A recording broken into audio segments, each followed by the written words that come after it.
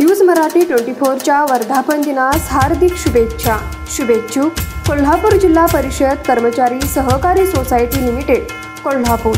Chairman माननीय Sunil Ramchandra Patil, vice chairman माननीय सातापा गणपतराव मगदूम, संचालक सुधाकर आपासो कांबळे, सचिन भिकाजी गुरव, उत्तम शंकर वावरे, रणजित वसंत पाटील, मुजमिल अहमद नावळेकर, अमर पांडुरंग पाटील, जितेंद्र निनाप्पा वसगडेकर, राहुल राज कृष्णात शेळके, सुरेश पांडुरंग सुतार, रवींद्र करपसापा जरळी, अजय पांडुरंग शिंदे, संजय श्रीपतराव शिंदे, श्रीकांत नारायण चव्हाण, बाजीराव श्रीपती पाटील, सरदार शंकर दिंडे, नंदी पाकाराम मोरे, जयकुमार श्रीकांत रेळेकर, सरोजनी गंगाराम कोरी, सोनाली दत्तात्रय गुरव, तज्ञ संचालक दिलीप आनंदराव पाटील, दीपक जयसिंग बुरुड, व्यवस्थापक VN बोरगे, संस्थेचे मार्गदर्शक MR पाटील, विश्वास साबळे, महावीर सोळंकुरे, राजू परीट, राजाराम वरुडे, MM पाटील, KR किरोळकर, मनोहर भाट, सातापा मोहिते, अजित मगदूम, शांताराम माने, विजय टिपुगडे, रविकुमार पाटील, प्रतिभा शिर्के, ND पाटील, अनिल आवळे, किरण मगदूम, दगडू परीट।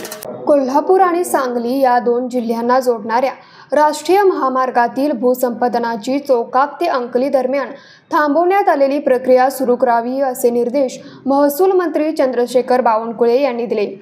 या मार्गाच्या भूसंपादनात येणाऱ्या अडचणी मार्गी लावण्यासाठी शेतकऱ्यांना चौपट मोबदला मिळावा अशी मागणी करण्यात आली आहे। त्यानुसार कोल्हापूर जिल्हाधिकारी यांनी नव्याने प्रस्ताव द्यावा, तो मान्यतेसाठी केंद्राकडे पाठवण्यात येईल असेही महसूल मंत्री बावनकुळे यांनी सांगितले। कोल्हापूर आणि सांगली जिल्ह्याला जोडणाऱ्या या रस्त्याचे काम अनेक वर्षांपासून प्रलंबित आहे। यासाठी ज्या काही अडचणी आहेत त्या तातडीने सोडवण्यात याव्यात।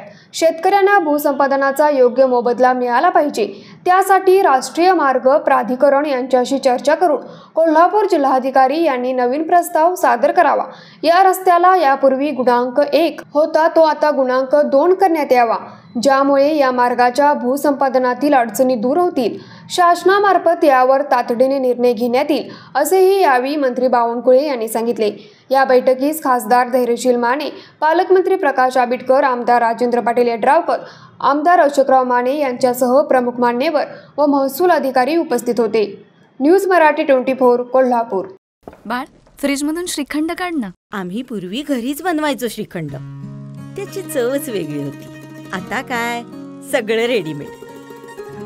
आजी, हे श्रीखंड खाऊन बघ। आज तुझ्या आईनं घरीच बनवलं की काय? हे आहे गोकुळचं श्रीखंड, अगदी जिभेवर रेंगाळणार। जिभेवरच नाही तर मनावरही रेंगाळणार। गोकुळ श्रीखंड, मनावर रेंगाळणार।